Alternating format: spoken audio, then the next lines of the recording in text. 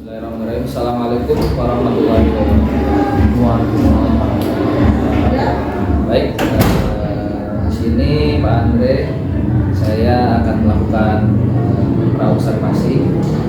Jadi di mana nanti sebelum Pak Andre melakukan kegiatan pembelajaran di kelas, supaya lebih siap lagi untuk mempersiapkan segala macam yang harus disiapkan. Jadi kita akan melakukan kegiatan observasi untuk menanyakan kesiapan Pak Andre dalam proses pembelajaran yang akan dilakukan nanti. Baik, gimana Pak Andre, kabarnya sehat? Alhamdulillah sehat. Alhamdulillah sehat ya. Baik, pada saat pembelajaran itu akan dilaksanakan kapan Pak Andre rencana pembelajaran? Ya, pembelajaran akan dilaksanakan pada hari Jumat tanggal 13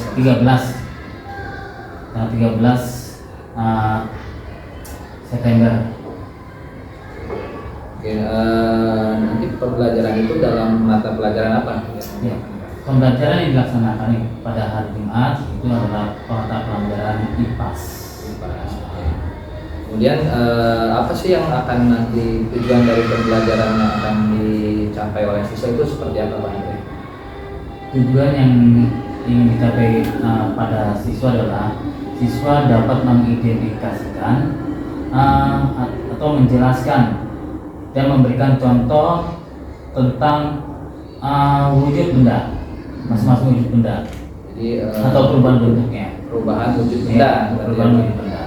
Berarti siswa bisa dapat mengidentifikasi perubahan wujud benda dan memberikan contoh-contohnya dalam kehidupan sehari-hari. Oke, baik. Kemudian ranah pengembangan kemampuan siswa yang akan dikembangkan nanti itu ranahnya di mana yang akan dikembangkan Pak Andre?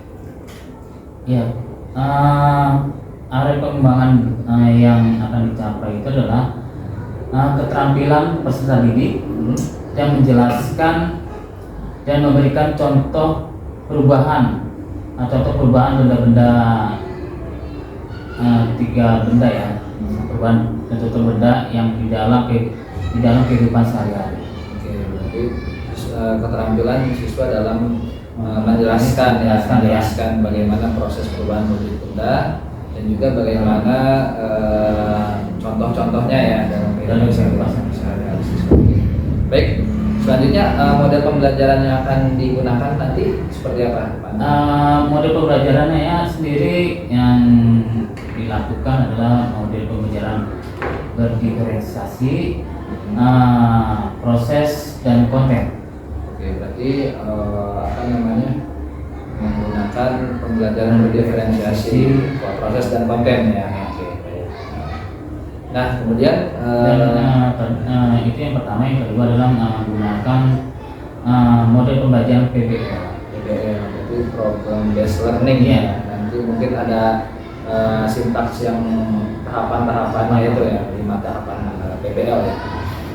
Baik, selanjutnya penilaian yang akan Pak Andre gunakan itu seperti apa? Penilaian apa saja? Menggunakan penilaian sendiri, menggunakan penilaian rubrik ya, rubrik penilaian yang lebih spesifik, lebih spesifikasi dengan keterampilan yang akan dinilainya. Berarti lebih ke penilaian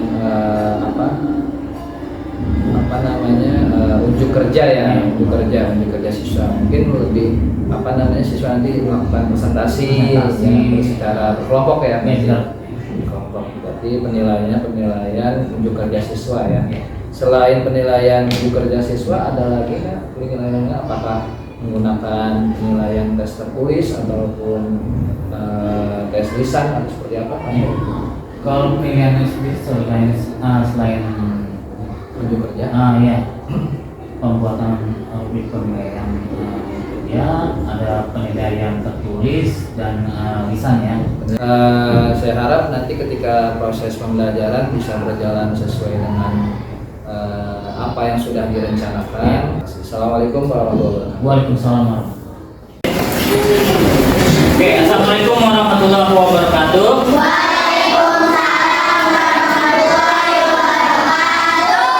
Pagi anak-anak.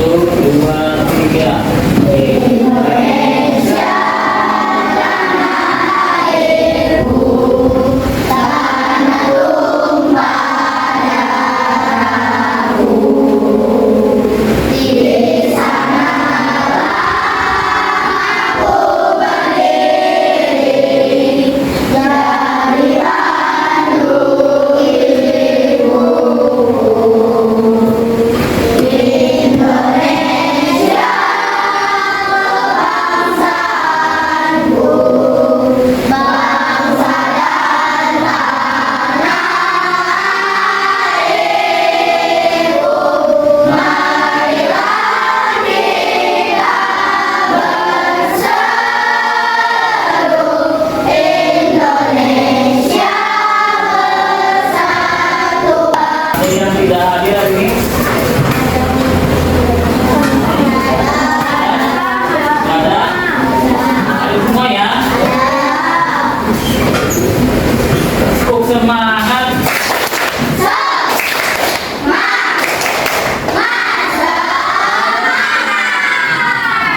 Oke, tujuan pembelajaran hari ini adalah ya, kalian akan mengetahui macam-macam wujud benda dan fungsinya apa, sifatnya dan lain sebagainya ya. Ada beberapa karakteristik wujud benda. Coba sebutkan. Ada yang bisa menjawab? Apa, Rehan? Cair, padat, gas. Cair, padat, dan gas. Ada lagi? Coba contoh kalau ada perubahan wujud nggak es batu? Kalian tulis ya, prosesnya seperti apa? Kalian tulis di buku. Saya amati es batu apa sih? Batu ya. Es batu bentuknya apa? Ya, terus bisa? Hah? Satu kelompok.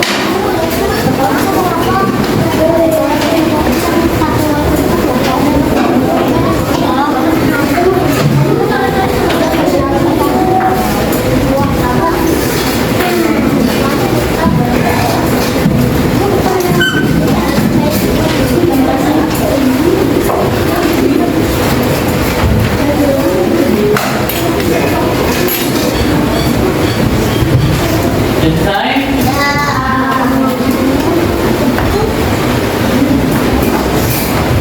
Satu bentuk cita-cita berupa benda padat. Contoh benda padat antara lain buku, pensil, piring, gelas, bahkan tembok ataupun batu. Coba perhatikan adakah yang menarik dari sifat benda-benda dalam buku tersebut. Ketika sebuah batu diambil dari tanah dan diletakkan di atas meja, apakah ada perubahan bentuk dari batu tersebut? Atau perhatikan juga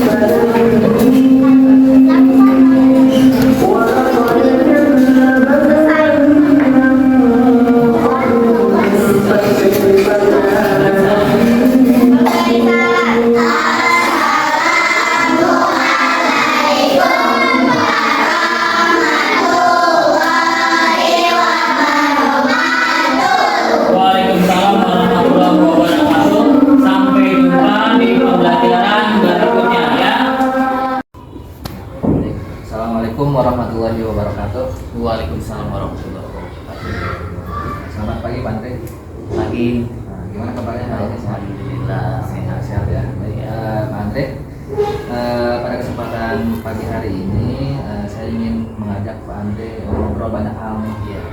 Terutama terkait dengan pembelajaran yang kemarin di hari Jumat Pak Andre sudah laksanakan. Iya. Gimana perasaannya Pak Andre setelah melakukan proses pembelajaran yang dimana di dalamnya ada supervisor yang mengamati Pak Andre? Alhamdulillah sedikit puas ya. Cuman masih ada beberapa hal yang belum sempurna. Dan sedikit nervous juga Ya. karena ada orang yang mengamati. Apa namanya, ya wajar ya Pak Andre. Saya juga mungkin kalau misalnya posisi Pak Andre sama nervous kalau ketika ada orang yang mengamati proses pembelajaran kita ya, yang kita laksanakan ya Pak Andre. Kemudian saya mau Pak Andre ini menceritakan sedikit nih, ceritakan kembali bagaimana sih proses pembelajaran yang kemarin sudah Pak Andre lakukan di kelas. Gimana sih prosesnya Pak Andre? Ya, untuk proses pembelajaran di kelas ya, sudah sesuai dengan pembelajaran yang saya buat. Melakukan pembelajaran diferensiasi, konten dan proses. Dan melakukan pengelompokan anak sesuai gaya belajar mereka, baik audio, visual, dan kinestetis. Model pembelajaran yang digunakan adalah PBL, yang mana semua sintak-sintaknya sudah dilampaui. Anak-anak mengikuti pembelajaran dengan baik dan menyenangkan. Memang sesuai dengan pengamatan saya, memang Pak Andre sudah melakukan pembelajaran yang berdifferensiasi ya, berdifferensiasi proses dan konten ya, dan juga memang di kemarin pada saat proses pembelajaran Pak Andre sudah melakukan mereka menggunakan anak-anak sesuai dengan gaya belajarnya, audio, visual, dan kinestetik. Kemudian juga betul tadi Pak Andre sudah melaksanakan pembelajaran dengan model PBL ya, problem based learning, dan saya lihat memang sintaks-sintaksnya sudah dilalui atau sudah dilaksanakan dengan baik. Kemudian selanjutnya nih Pak Andre, pasti dalam sebuah proses pembelajaran ada yang namanya hambatan dong yang dihadapi Pak Andre. Kira-kira menurut Pak Andre nih, apa aja sih hambatan yang kemarin Pak Andre alami ketika melakukan proses pembelajaran di kelas?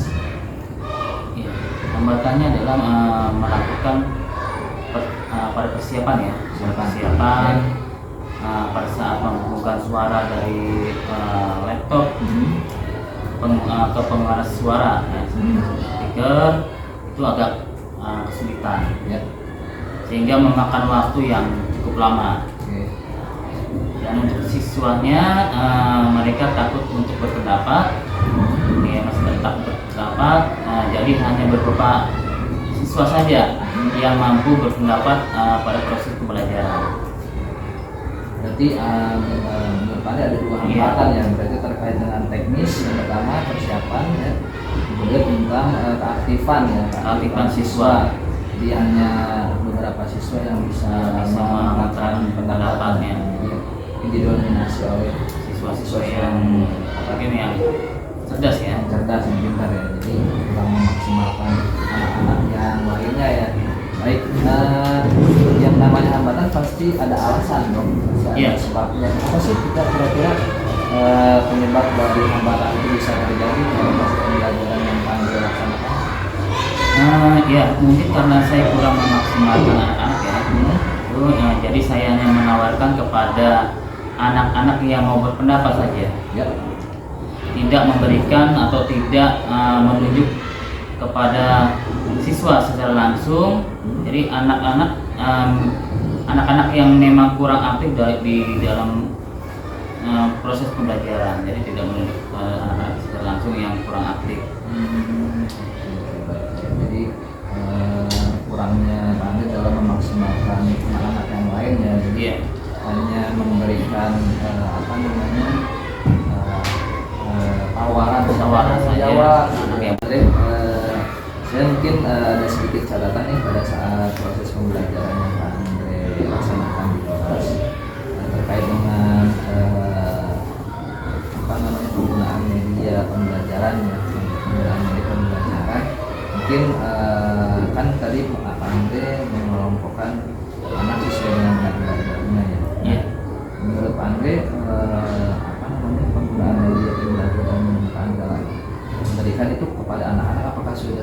sesuai dengan minat belajar.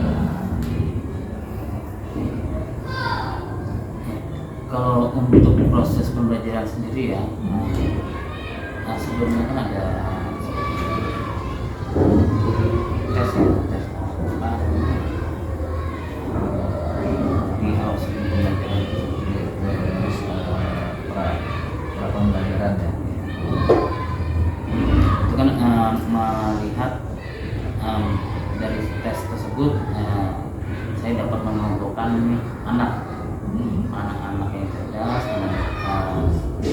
kurang dari mungkin tandanya anak juga kan bisa dilihat dari situ. Makanya untuk proses pembelajaran sendiri ya kira-kira materi apa medianya yang sesuai dengan anak tersebut, yang kira-kira anak-anak mudah paham untuk menangkapnya ya. Jadi Pak Andre mendapatkan klasifikasi anak itu lebih menggunakan teks awal pembelajaran ini ya. Jadi menentukan sesuai dengan kemampuan siswa dalam materi. Jadi medianya pun menyesuaikan dengan kemampuan anak. Karena ada untuk pembelajarannya kan dengan audio ya, audio visual dan udah disesuaikan dengan kondisi atau keadaan anak. Mungkin bisa lebih dijelaskan lagi untuk yang audio itu seperti apa, yang pembelajaran yang diberikan itu seperti apa ketika anak-anak yang audio, anak yang visual, dan anak-anak yang kinestetik. Ya kan pada saat proses pembelajaran saya melayangkan sebuah pembelajaran ya. Jadi pembelajaran kan anak bisa melihat dan bisa mendengar secara langsung. Selain itu juga kan ada tugas kelompok ya. Kemarin itu kan ada praktek secara langsung. Yang dari proses pembelajaran. Berarti untuk yang audio, untuk anak-anak yang audio dan visual ini dari video ya. Iya, pembelajaran. Kemudian untuk yang anak-anak kinestetik dengan praktek langsung. Menurut Pak Andre, berapa persentase keberhasilan dari pembelajaran menggunakan kemarin Pak Andre lakukan, menggunakan audio, visual, kemudian praktek secara langsung untuk anak-anak yang kinestetik. Menurut Pak Andre itu keberhasilannya atau anak-anak bisa menyerap materi itu berapa persen keberhasilannya? Kalau dilihat pada saat pembelajaran ya, anak sendiri kan kalau dilihat itu banyak yang antusias sekali ya, dari melihat video pembelajarannya dan pada saat praktek ya besar lah kalau saya. Berarti itu berapa persen kira-kira keberhasilan? Ada di berapa range-nya antara 0 sampai 100?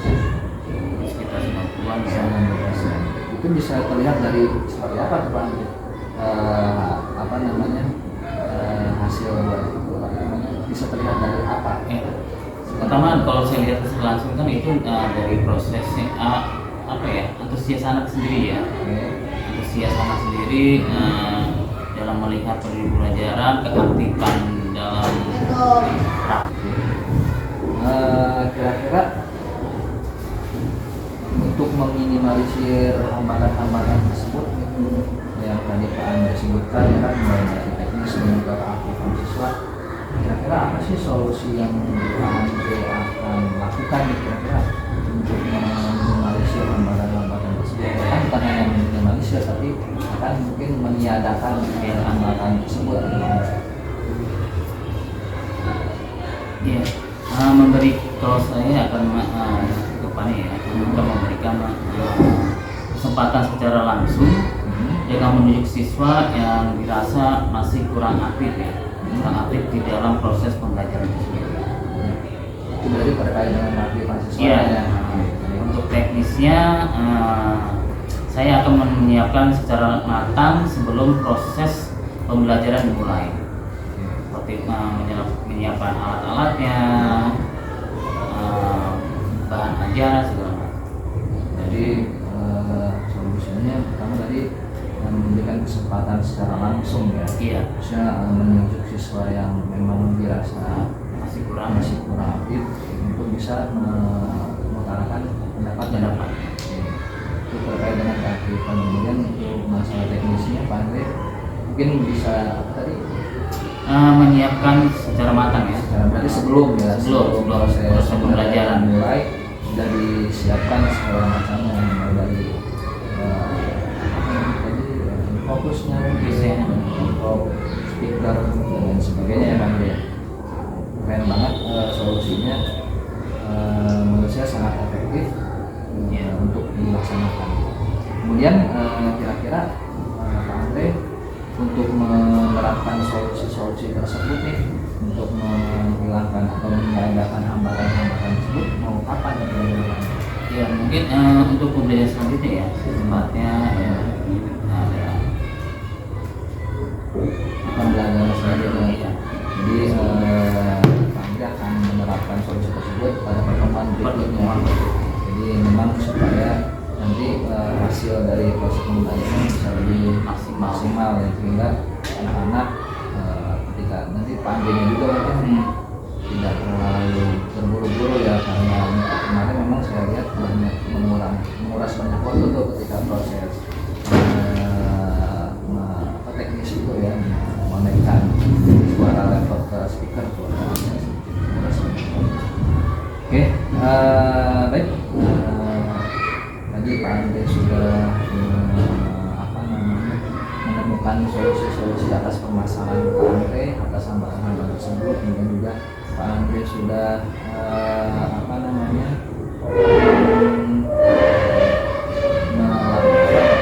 merencanakan akan diterapkan solusi tersebut. Mudah-mudahan pada pertemuan selanjutnya apa yang Pak Andre sudah rencanakan, kemudian apa yang sudah Pak Andre buat tadi, solusi-solusinya bisa dilaksanakan dengan maksimal ya. Sehingga pembelajaran nanti menjadi lebih optimal hasilnya dan anak-anak mendapatkan pembelajaran yang bermakna.